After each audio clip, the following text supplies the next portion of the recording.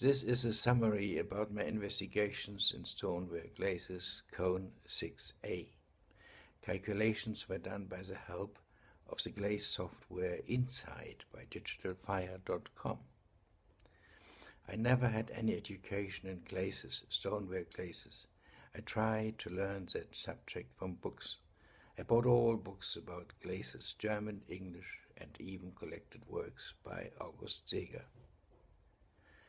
I found it very difficult to learn the subject from books. My learning was accompanied by thousands of samples. There are lots of books with recipes. They need to be changed as I use my own raw materials, my clay and my kiln. The question is always how many percent have to be added or reduced, 1, 2 or 5% or more. Of which material, feldspar, whiting, kaolin or flint. This is a short summary about my way I finally found out. My name is Cornelius Breimann from Germany. I limited the materials to soda feldspar, whiting, kaolin and flint. I started with soda feldspar. It is nearly a glaze by itself, as you can see from the little picture. I melted 10 grams of soda feldspar in a little bowl. It is glossy and has cracks. Feldspar is a source of soda and potassium. Let us start this way. To 1 part of feldspar I added 10 to 50 parts of whiting. In the glaze formula, the alumina value goes down from 1 to 0.27, and the relation of alumina to silica is always 1/6. The conclusion: the alumina value between 0.5 and 0.27 is a good range for getting glossy glazes. Now there is 1 part of feldspar with 50% of whiting as a base, and added to it is 10 to 50% flint. The relation of alumina by silica starts by 1/6 and goes up to 1/10.24. The conclusion: this gives another good range for getting a glossy glaze. If a glaze has an alumina value of 0.27, it could be necessary to add some alumina with kaolin. But in that case, the relation of alumina by silica goes down from 1/6 at the left side to 1/3.99 at the right side. Conclusion: to keep the relation at 1/6, you have to add kaolin and flint as well, as you can see in chart number 4. In chart number 4, the alumina-silica relation was 1/6, and now the same with the relation of 1/10.24, which is in mind rounded to 1/10. It is an astonishing amount of flint that have to be added. First conclusion: feldspar has too much alumina and not enough silica. Next conclusion: if there is too much alumina in a glaze, some whiting have to be added. Next conclusion: if there is not enough alumina in a glaze, reduce whiting or add kaolin and flint. Chart number 6. This is a very simple chart. Soda feldspar is 50% of whiting, and with flint rising in steps of 10% from left to right, up to an alumina-silica relation of about 1/10, and kaolin from top to bottom in steps of 10% for an alumina value between 0.27 and 0.50. The yellow marked glazes are the best. Conclusion: as a result, there is not just one glaze but a whole bunch where you can choose one or another. Chart number 7. In this chart, the rising amounts of material are combined with the alumina value and the alumina-silica relation of the glaze formula. The alumina-silica relation goes up to nearly 1/10, and the alumina value is between 0.36 and 0.50. The yellow marked glazes are the best. Conclusion: with this chart you can start a new glaze, or you could evaluate a lot of given glazes. Here are our samples, the proof of our calculations. In the left top corner, feldspar with just 50% of whiting, and in the right bottom corner with 40% of kaolin and 130% of flint. It is astonishing how much flint could be added. The alumina value and the alumina-silica relation is marked on each sample. The glazes within the yellow line are the best, and there is not just one glaze but a whole bunch of possible glazes.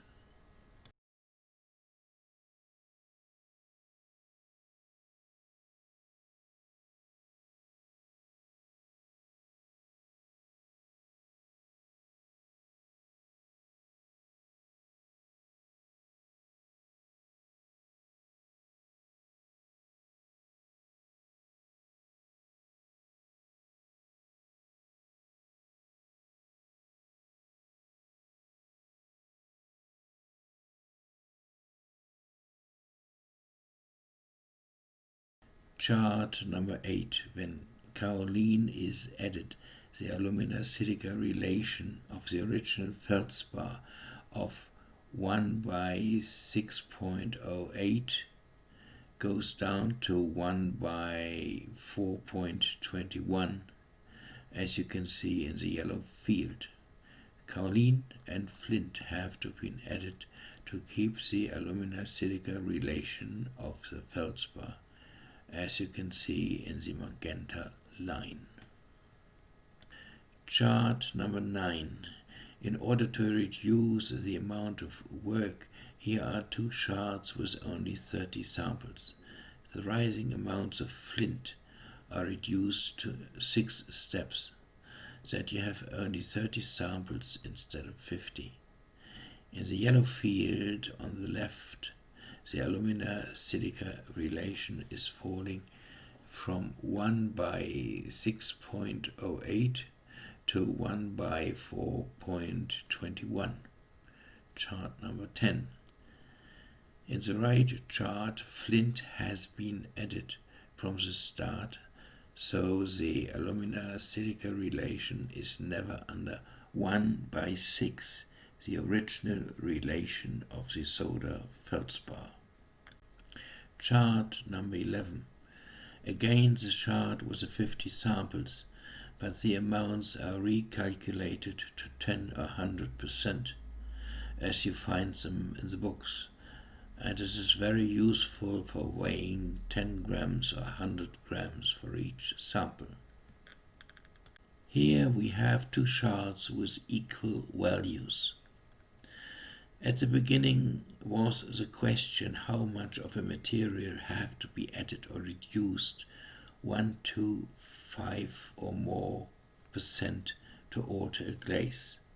We started with feldspar as 100% or 1 part, and therefore all other materials have to be added. There was nothing that could be reduced. The simplest way was to add the other materials in steps of 10%, which gave us a clear picture and a good overview, so all additions are related to feldspar in clear, simple numbers. You can recalculate each sample to 100% as it is found in the books, and you can see it in the above chart 11. It is good for weighing 10 or 100 grams or kilos, but with all these different numbers you are losing overview. Both charts are equal. In the glaze subject you find something called eutectic, which is the expression for the best melting mixture. The oxides CaO, Al2O3 and SeO2 have the following melting points: CaO 2570 centigrades, Al2O3 2045 centigrades, and SeO2 1730 centigrades. I fire my electric kiln up to a temperature of 1200 centigrades, keeping the temperature for 50 minutes, or I fire my gas kiln up to cone 7. That would mean that none of these oxides will melt in my kiln, but if you mix them in the following percentages, they will melt at 1170 centigrades. CaO have to be 24%, Al2O3 14%, and SeO2 62%. You cannot calculate these percentages. You have to find out by trial and error. The above mixture is done of chemical clean oxides. As all raw materials are natural products, every charge could be of a slight different composition, and the melting point will be different. Whiting CaO is called a flux. That looks like more flux, whiting CaO, and the material and the maturing temperature of the glaze will go down. But our sample tells us that the maturing temperature will go down until 24% of CaO are reached, and above 24% the maturing temperature will rise again. With flint, SeO2, there is the opposite idea. More flint, SeO2, and the maturing temperature will rise. 62% flint, SeO2, the maturing temperature will fall. Above 62%, it will rise. As flint